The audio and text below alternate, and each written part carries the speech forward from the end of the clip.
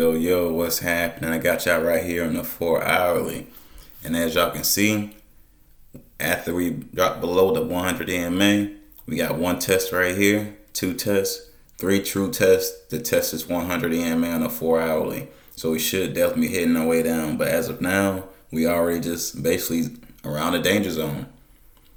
So the thing is here, it's like we could stay right below the 50, basically between 50 and 20 EMA. This general range because we already tested 100 multiple, three times already. So now, we're looking for the downside. And as y'all can see, the previous danger zone right here that had for the previous drop. But like I said, they kept dragging it on out and they still continue to drag out now. But look at the dotted line, right? You look to the right, you see the way this thing dropped below the dotted line, but it quickly recovered. Because when they do things like this, it cannot close below these danger zones, basically. Support and resistance zones. It can't close below it because it has to drop as soon as they do that. That's why you see the fast recoveries. Because they're just holding the zone, like I've been saying. But as you can see, they came up and actually hit this 100. That's a perfect way to trap and fake everybody at the exact same time. So, we still looking for the downtrend. And like I've been telling y'all for a minute, around 18.5, it's around this red line. Anyways, it already had that we dropped below. This is where the large candlestick is going to start from 18.5 to like $14,000 at the very least. And keep that in mind, I said at the very least. So it's going to be a dramatic fall whenever this does happen because it's like that's why they're dragging it out to get as much, capital as they can.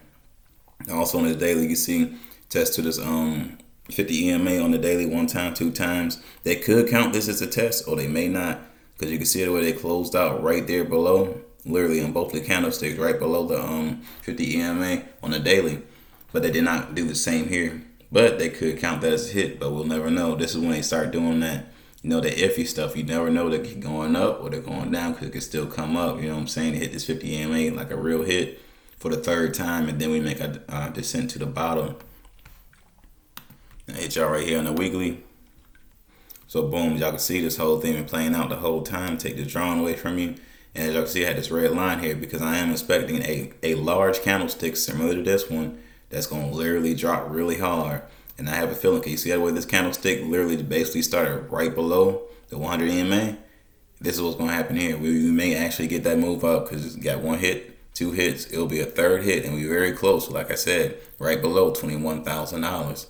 Probably be more likely. You see where the top of this wick is at? I'll even give y'all the exact number. Matter of fact, the top of the wick will be sitting there at 20,582. And also right here, around this range, that's 20,900. You see the doji, basically this general range, anywhere between here. We're going to get a spike up. And it should hit the 20 EMA, and then we should get a total rejection because there'll be three hits to it. And then after that, that's when we're going to get a large candlestick, at least on the weekly. We could get to 14,000, but honestly, I believe we're going all down to 10,000 to cover all these candlesticks right here for the large head and shoulder formation to complete that at the very least. As y'all can see, that's why I've been holding this zone for the longest. And if y'all been watching my content, the exact same chart I had for the longest. Y'all just watch it play out. And y'all gonna see this candlestick drop all the way down here. And like what I'm expecting after this drop to $10,000, we get a quick recovery back up to 14,000. As y'all can see right here, all the resistance level. So basically, we get a resistance and we're gonna come down, recover the rest of these candlesticks down here around $5,500.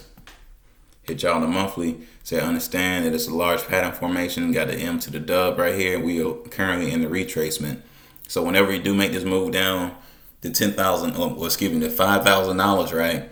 We have to make a quick recovery above $10,000 within the same month in order for this to validate the pattern. And then we'll continue on in this general fashion here.